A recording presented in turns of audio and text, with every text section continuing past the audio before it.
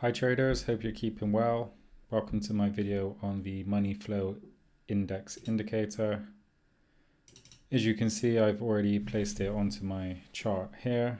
This is a pound dollar 1 hour chart in the MT4 platform. We're going to use the default money flow index indicator settings of 14 period and the levels 20 and 80. What do the levels mean? Basically, if the indicator here is above 80, it signifies an overbought market. If the indicator is below 20, it signifies an oversold market.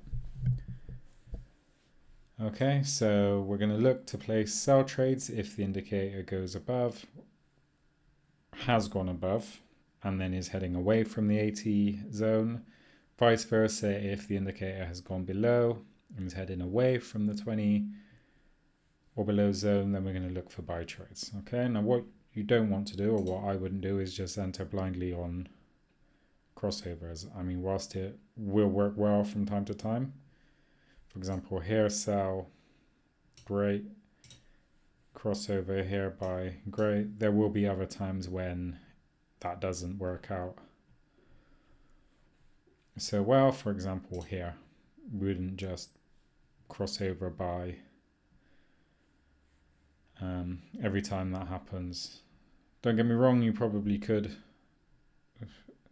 win more than 50% of the time if you did that, but you would need exceptional money management and perfect exit timing to actually turn that into profitable strategy. So instead, what we want to do is to confirm our entries, okay? Because we're looking to catch some big moves with this indicator. The money flow index indicator is usually free with most charting platforms. Once you've loaded it onto your chart, so here we can see that price has fallen below 20, so we're thinking about buying.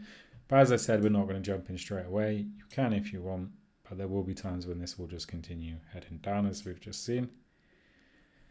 So I'm going to mark it there and there, because there are two instances where it fell below or nearly fell below the oversold area.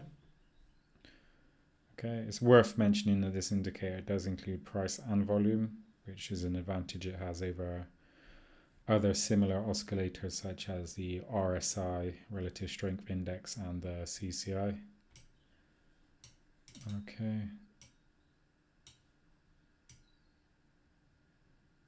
What we're going to do as well is we're going to mark divergence on the money flow index MFI indicator.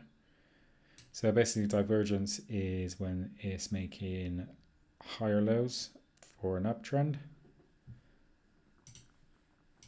and lower highs for a downtrend. Okay, but we're focusing on looking for a long trade, a buy trade. So we're going to mark those divergences there and there. What we're also going to do, as we are looking to go long, we're going to mark support, which is around this area here somewhere. So we'll just put it there. This is our support level. So we're here somewhere. We can see that the money flow index is diverging upwards. It's been oversold. We're going to start thinking about taking a trade. Okay. We have the support level here, and then price is starting to move up here. Now, you can try and time the bottom perfectly here if you like. Fantastic. If you can get that, you're going to be in the trend as early as possible. Otherwise, we can just mark this level here. You can see support to resistance here. We're trading in this range. So what we're going to do is we're going to look for a breakout of this range in a long direction. As I said, the MT5 money flow index is showing us oversold, diverging upwards. In fact, even more recent divergence there. So gives us more incentive to look for this breakout.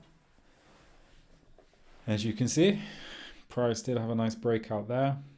just to emphasize the strength of this level, you can see it was held up well there.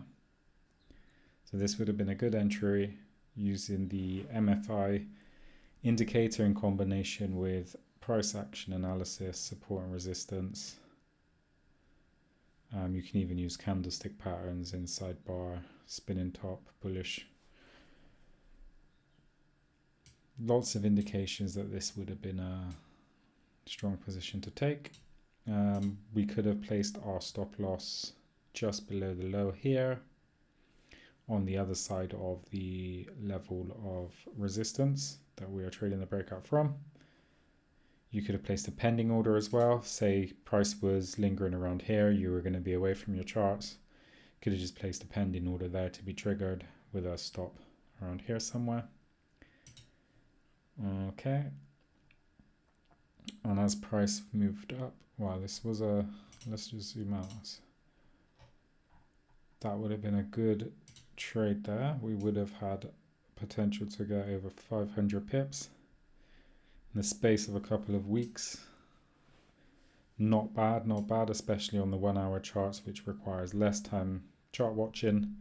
I mean, good luck trying to get 500 pips trading even for 2 weeks on the 5-minute, 15-minute charts.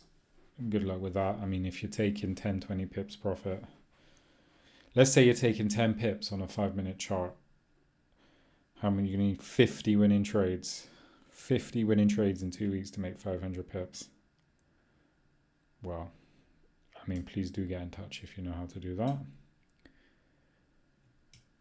Why do that when you can spend much less time chart watching, less stress, and more reliable signals on the higher chart time frames? Of course, do what works for you. I prefer the 1 hour, 4 hour daily, the longer term time frame charts, basically. More reliable signals and less work.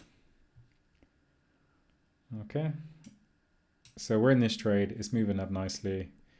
I'm not saying that everyone's going to pick the top perfectly and exit for 500 pips, but that is why we can use a trailing stop. So let's just say we enter here. This is the order going up, going up, going up, going up, going up. As it's going up, we can move our stop loss to break even, below levels of support, below level of support, below level of support, and basically trail it below level of support, below level of support, level of support, level of support, level of support. And we could have trailed this almost all the way to the top, locking in profit along the way, even closing part of the position if you wanted to, get some in the bank, lock in the rest of the trade, and just try to maximize the move. Okay, so you can see the money flow index can help you to identify some really solid signals. Again, what I was saying earlier about just selling and buying when it goes in these extreme zones, if you were doing that and you sold here, not a good trade. Sold here, okay, that would have been not a bad trade, but if you sold here, not great. Here, not great. I'm just basically saying I wouldn't take these signals as they are without further analysis, and definitely not selling against this uptrend. If you were late to the party and you came onto the chart here, there's still ample opportunities. You're not always going to catch it the first time. In fact, some people may have preferred to have waited following this breakout to see what price does. They might have waited for this pullback here. Let me just zoom back in. May have waited for the pullback to be like, okay, is this going to hold up? Is this trend for real? May have just started to mark trend line and then said, okay, there's been a pullback. Let's mark the resistance level and look to have traded on the resistance. Is probably more there if you're going to look back, but you could have used these levels here and look to have traded the breakout following the pullback. Others may have traded on the pullback here. That may have been enough. The fact that that level held up and price, that hammer candlestick pattern there may have been a good signal that the market was going to continue going upwards. You can, of course, use other indicators to, let me just clear up the chart a little bit.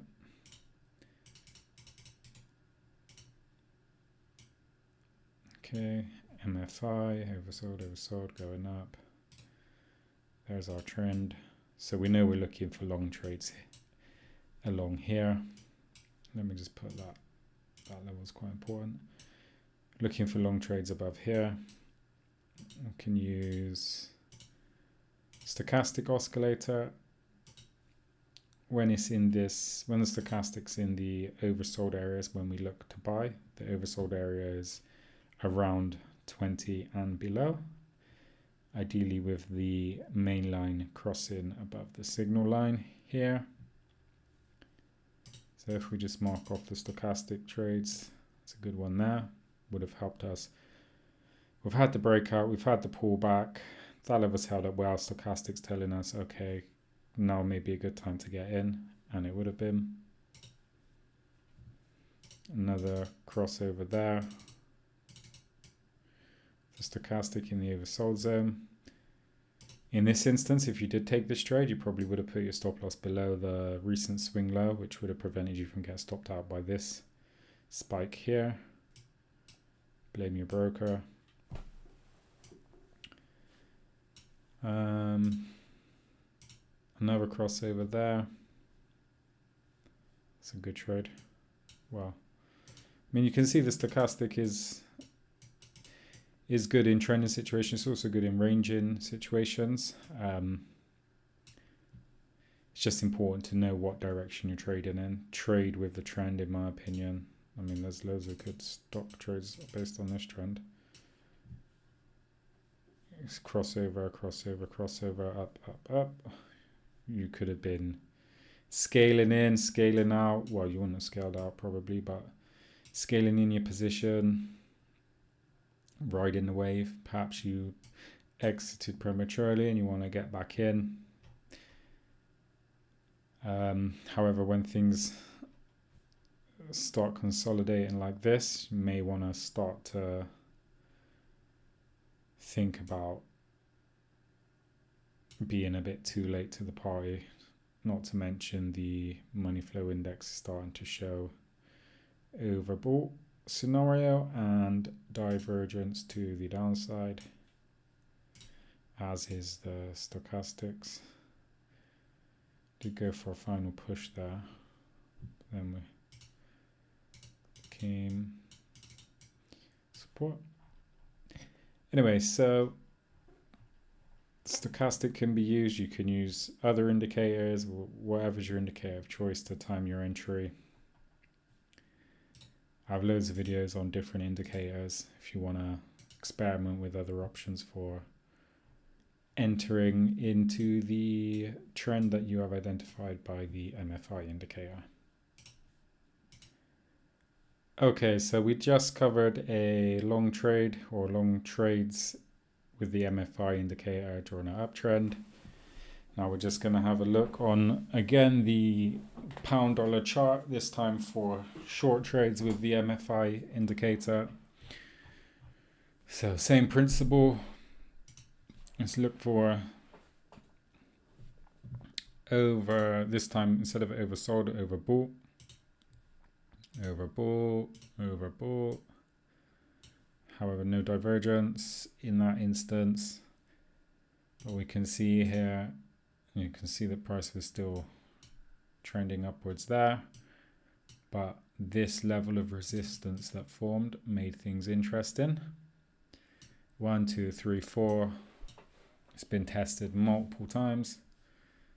MFI is saying, okay, the market is potentially overbought. Can mark our divergence there. Lower highs. Okay, let's mark the range. This is a triple top chart formation as well. which is basically 1, 2, 3, at least 3 times the resistance is hit. So that's a good indication. In fact, 1, 2, 3. This is a good indication, this triple top, that there's going to be a reversal. So we draw the triple top basically is when the resistance is hit at least 3 times. You can have a double top as well. Triple top more reliable because it's hit more times. I do have a video on double tops and triple tops that you can watch. So triple top here, the neckline is basically the previous level of support from a triple top, which we've marked as here. Some may argue here. I can go with that if you like. Either way, what we're looking for is a breakout, and we did get the breakout there of the neckline, which would have been a perfect entry into this downtrend that is still ongoing, although it's some consolidation here, so we probably would be taking pips off the table, or at least we would have put our stop loss around this level somewhere and allowed the remainder to run. Would have locked in, wow, 250 odd pips on that trade. Yeah, and that's just basically all from the MFI indicator saying, you know, the market's overbought. First warning was here. Price, the bull started to slow down. Resistance was formed, held up well. Candlestick formation, a triple top. You can see the bears fighting. The bulls trying to push it back up for one last rally. They failed. The divergence here confirmed that with the lower highs. All coincided nicely with a breakout of the support level. Stop loss could have been here on this swing high, 40 odd pips. Not bad for the 1 hour chart, especially when you consider how far the price fell after, and you could have immediately moved it to break even once price was around here somewhere, locked in the trade. Don't let winners turn to losers. And once this drop happened here, again, stop loss could have been moved to above this level, even this level here. When price is around here, could have locked it there. And as I said, when we're here, maybe above there somewhere. And you can close part of the position on the way down, bank some profit, and just let the rest run if you like. Other indicators for confirmation. I mean, this trade is pretty self-explanatory, but if you like fancy indicators, you can just put some on your chart for that extra confirmation. The ADX being an option with the ADX for a sell trade. You're looking for the red line to be above the green line, which is basically the minus DI above the plus DI. And this main line is the momentum of the trend. This can just keep you from entering too late. For example, when it's up, that says it's good momentum, but it may be exhausted, which, you know, is confirmed by the MFI indicator being oversold. Although you wouldn't have been, you would have been a bit late to the party, to be fair. So anyway, here, going back here, we have the red above the green. The main line's above 20. I put 20 because I just feel that's more often than not, the market's ranging when the main line's below or trending when the main line's above that. You can use 25, you can use 30, you can not use it altogether, just use this for divergence, which we have. Lower highs. So all the signs there on the ADX were that this is a good time to sell, as it was. So it's basically not telling us anything else that we couldn't already get from the other indicators. It's just some people might prefer that for the visual confirmation, and there will be times when the ADX may not agree and it will keep you out of a potentially dangerous trade. So yeah, another way you could have entered in on this trend, you could have waited for the pullback. So we had the breakout, had the pullback here, you could have just marked the support level.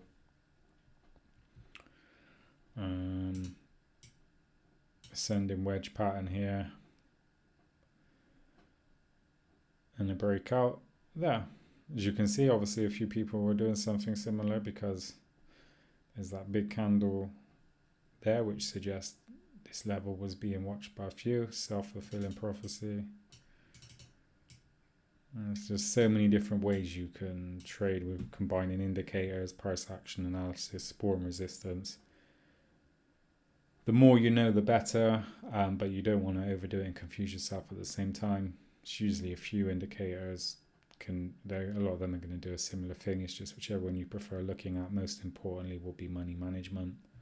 For example, you could have the best entry in the world, but if you have a stop loss of 100 pips and a take profit of 10 pips, one bad trade and you need 10 winning trades, and you still wouldn't break even after broker, spreads, commissions, slippage, etc. On this trade, if you took this breakout trade, you could have placed your stop loss just above that level of resistance there, around 20 pips. You know, price has gone on 200, almost, well, it has gone 200 pips since then. That's a 10-to-1 risk to reward ratio potential of that trade. Just emphasizing the fact that on the higher chart time frames, you can catch some big trends with tight stop losses. A lot of people think, oh, if I'm trading the 1 hour, the 4 hour, or the daily, I need a wider stop loss. It's not the case. If you time your entry, you can use tightish stop losses. I mean, a 20 pip stop loss, some people use that on a 5-minute chart and they're looking to take 5 pips. So yeah. Anyway, I hope you've found this video useful. If you've taken 1 tip, 2 tips, even more, please like and subscribe. Thanks for watching.